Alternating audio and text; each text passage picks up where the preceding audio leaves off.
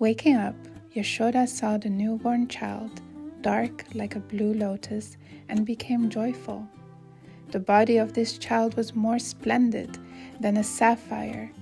The moon of his face conquered the moon, and his eyes were like the most astonishing lotuses.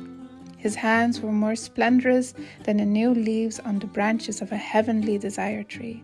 Moving his hands and feet slightly, he cried out sweetly, bewildering the whole universe.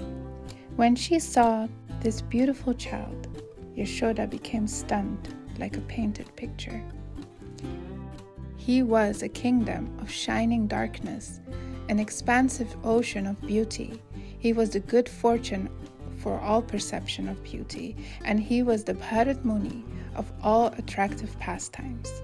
When Yashoda thought of her child in this way, the child agreed by crying, which seemed to say, "Yes, yes." Though Yashoda saw her newly born son, she was unable to call her friends, or to speak of move around. Her eyes and throat were covered in tears, and her body was stunned. Her body was agitated because of her desire to care for the child. When Yogamaya left Vraja for Mathura, when Vasudeva took her, Vraja became free of illusion. When did it happen? It happened when the Supreme Lord appeared in Vraja.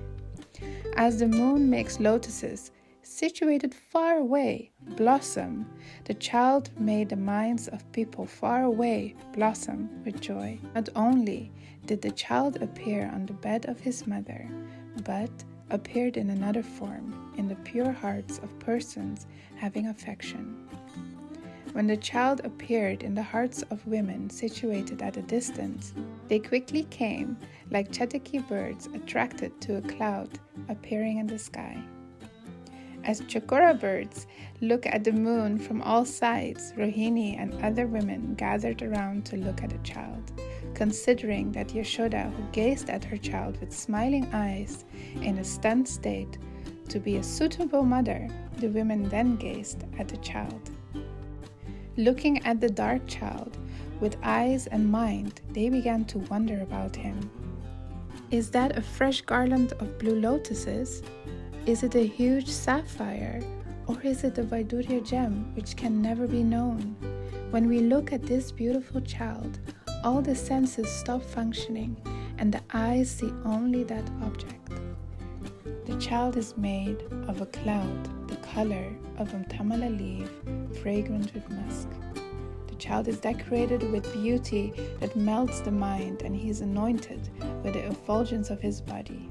He is bathed by the nectar flowing from his face, and he is perfumed with auspicious beauty of sandalwood pulp and camphor of his mother's glands.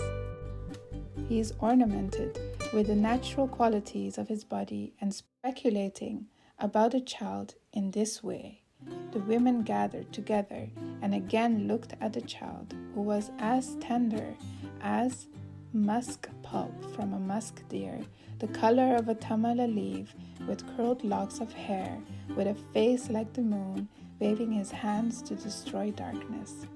He attracted the minds by making the fists with his hands, and he moved his hands and feet like small currents in the Jamuna river. Overcome with joy, the women murmured and weren't aware of what they were doing. When the story had progressed this far and the listeners had experienced abundant affection, two boys came towards Nanda and said, "O Nanda, your son gives extraordinary auspiciousness to the assembly of Vraja and gives the greatest bliss to all the people of the universe."